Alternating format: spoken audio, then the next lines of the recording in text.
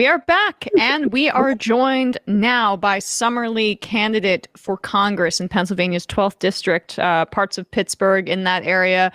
Summer, thank you so much for being with us today. Yeah, Emma, thanks so much for having me. I mean, I'm so happy to be talking to you and highlighting candidates like yourself. Congrats on the Sunrise Movement endorsement today. Oh, yes. So excited about that. We've been picking up a lot of steam. So we've had a good couple of weeks with some folks joining our coalition. So we're so excited and definitely just build out that movement here on the ground. Yeah, Bernie endorsed you maybe a week ago or something, and you are a Justice Democrat. So and definitely in good company with some of those endorsements for sure. Let's talk a little bit about your race. We've been talking about union busting lawyers in the context of the Supreme Court because Biden was considering nominating Childs, which he did not do. But you're actually facing off against one in your primary race. Talk a little bit about your opponent and what differentiates you from him. Yeah, I mean, to be fair and to be honest, I actually have a couple of opponents. Oh, so gotcha. The thing that I'll say first about those guys, I don't know them that well, right? I hear the things that other people hear, right? And their work product exists also, just like mine does. I just know that I've been a candidate and I was an organizer and just a person, like a community member who has been really strongly in favor of our workers, right? Standing with our workers on picket lines and in protests, right? Standing with them in boardrooms. And really, I think the center of everything that we do has to be for building power for poor and working class people. And as a poor and working class person, it informed everything that I've done. So I think that that's one thing that definitely sets me apart from my opponents, right? This is lived experience. When we talk about how important it is for our workers to be able to unionize, when we're talking about how important it is that they have rights on the job, right? Paid family, paid sick leave, healthcare. These are things that impact me. They impact my family. They impact my community. They impact my community disproportionately. So that's what's really just driven my approach and our campaign's approach. And I think that it will show, it shows in the coalition that we built. It shows in the amount of unions and workers that have joined us. And I hope that my opponents will also stand with labor. Yeah. Was that a priority for you in your race? Because I mean, I think that that's really a hallmark of how a lot of left-wing candidates are gaining traction and finding success is embracing labor. Was that something that you wanted to put at the forefront of your campaign? Yeah, definitely. But I mean, it's the why, right? I think that when we're looking at just the systemic inequalities that we face in this country, left candidates, progressive lefties, right? We're not just embracing labor because it's like an in vogue thing to do, or it's the thing that is good for branding. I think that we truly understand to our core how integral like that labor piece is to our movement. I know that if we're fighting for Medicare for all or a Green New Deal, right, or housing justice, a living wage, all of these things that we need right now, right, that we deserve and that we're fighting for, I know that the way that we win that will only come through a robust labor movement. It will only come through embracing our workers, centering our workers, right, expanding that electorate base, through this poor and working class coalition. So I think I know that that's why I do. And I believe that that's why progressives are right in our framing of that. And we're right to really center that in all of our platform. I agree. I mean, and I think that that's a part of an important piece of your campaign, but it's indicative of your policy objectives as well. Green New Deal, canceling student debt, Medicare for all, as you say. So all of the things that us on the left are really focused on as goals, policy wise. But I also wanted to talk a little bit about your experience in the Pennsylvania State House as well, because the Pennsylvania legislature was in the news after the 2020 election, and it seems like you have some pretty aggressive Republicans that are your colleagues. If you were to make it to Congress, you'd have to deal with the Republican Party on the national level as well. What has been your experience being in the Pennsylvania legislature, and how would you extrapolate that or use that if you were to win and represent Pennsylvania's 12th district in Congress? Yeah, my word. I have had the distinct pleasure of being able, or I will say having to work with the Republicans for the last 4 years, 3 years and a half.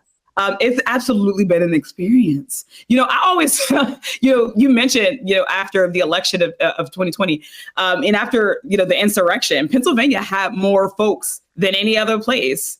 And a number of them were my colleagues who were there insurrection, who were egging it on, right? Who have been fundraising off of it. And their bills reflect that value, right? It reflects those values. Everything that they do reflects this radicalism, right? It reflects that white supremacy, that xenophobia.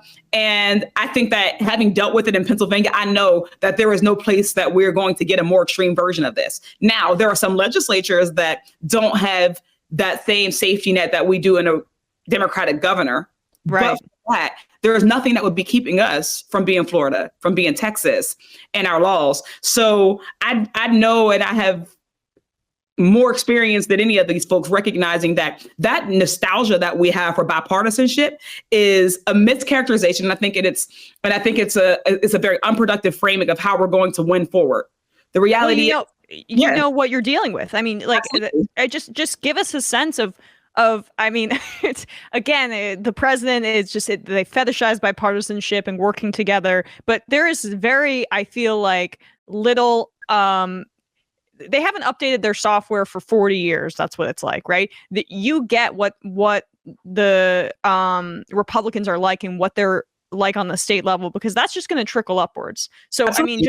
I mean, just talk about, I mean, in the wake of the 2020 election, what did you see from your Republican colleagues in terms of their belief in, or lack of belief in democracy, and honestly, their fascist tendencies? Yep, we've been auditing the election since then, right? Yeah, we're still auditing the election, still challenging the election results. So Pennsylvania led the charge. Our Pennsylvania legislature, with taxpayer dollars, right, led the charge to spread falsehoods that there was some sort of fraud during this election, that those results were not legitimate. There was that, right? Ever since COVID, right? As we've been fighting for paid family leave, we've been fighting for hazard pay, for PPE, for healthcare, for housing justice, right in the middle of a pandemic, right? They've been fighting for constitutional protections that would say that we don't need vaccines at all, right? They've been fighting to make sure that the governor doesn't have any powers at all, because that has been the one kind of thing standing in their way from having absolute power in Pennsylvania. Right. That's what they've taught. That's what they've spent their time and their effort doing it. I always mention, like, as a Black woman, right? Not just as someone who comes from a working class background, from a poor community, divested, and as a Black woman, that bipartisanship or that civility that they're hearkening to, they're always talking about a time period when we weren't there. There weren't Black people there. There weren't women there, right? There weren't folks from refugee backgrounds there. So it was much easier for Democrats and Republicans to work together. They just put that one thing aside. I remember when we were celebrating a colleague or mourning a colleague, one of the other, but a colleague had come up, or an old colleague, someone who had worked there, and people were clapping and standing up, and 3 people walked up to me and was like, "Don't clap." That person was like almost certainly in the KKK. Yeah. Right. And those are the people who folks would ask us to just work better with, right?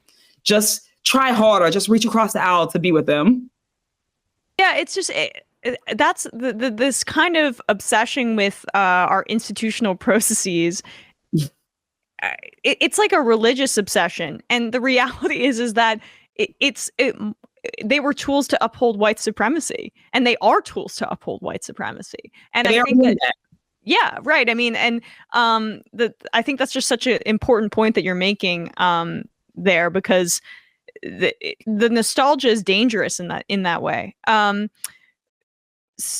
So I guess, talk a little bit more about your platform. Medicare for All, you support. Green New Deal, that you support. You also talk on your website about supporting reproductive rights.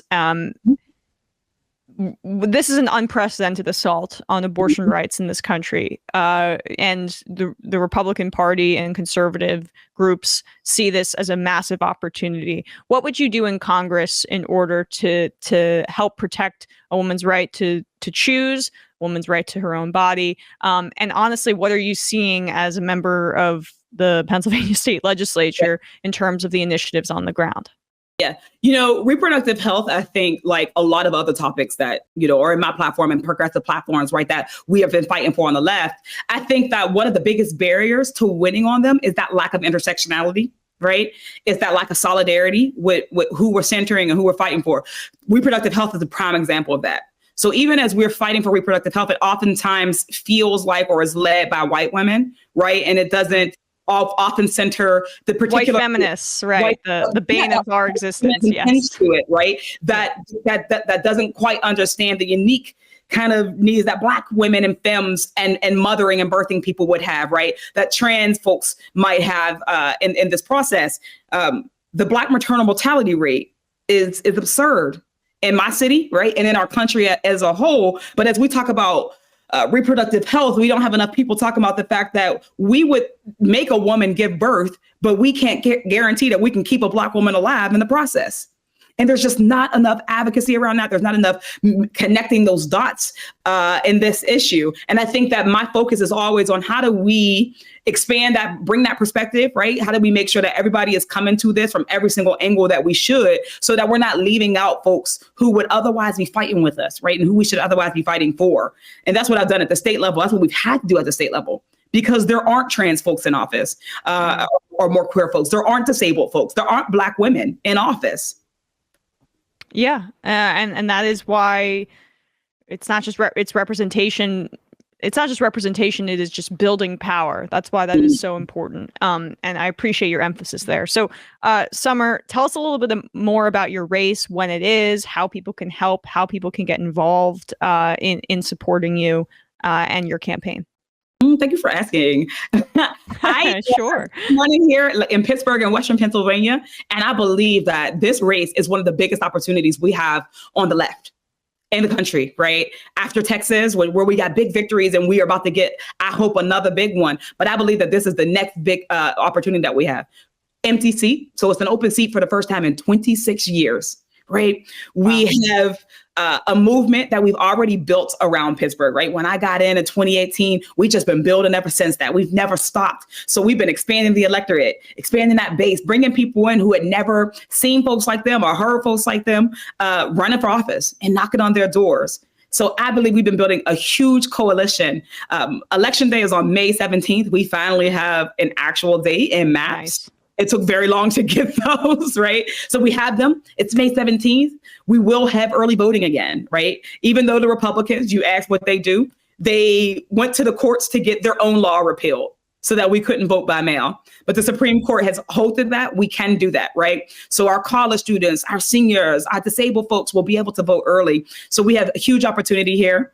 And we have been building a coalition that includes not just Bernie Sanders or Ayanna Pressley or JD or Sunrise. We have environmental organizations, all the progressive organizations. We have local electeds, city and county electeds, and statewide electeds.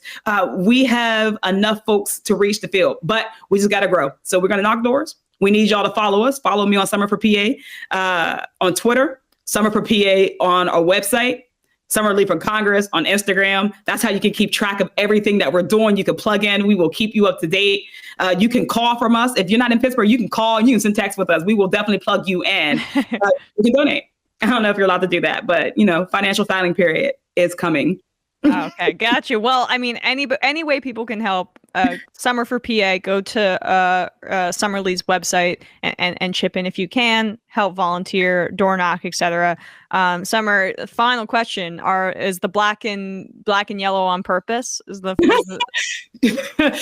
are. It is. This is the Still City. It is our favorite color. So it's cute. It's a good color palette. Like doesn't the yellow place on the black? No, I mean I appreciate that it's the one of the few cities I can think of where it's like three major sports teams. They're all color coordinated, and that is I wish we had a little bit more of that here in New York. But I really appreciate it, Summer. Thanks so much for your time today, and go check out Summer for PA, and support her campaign. Thanks so much. Thank y'all.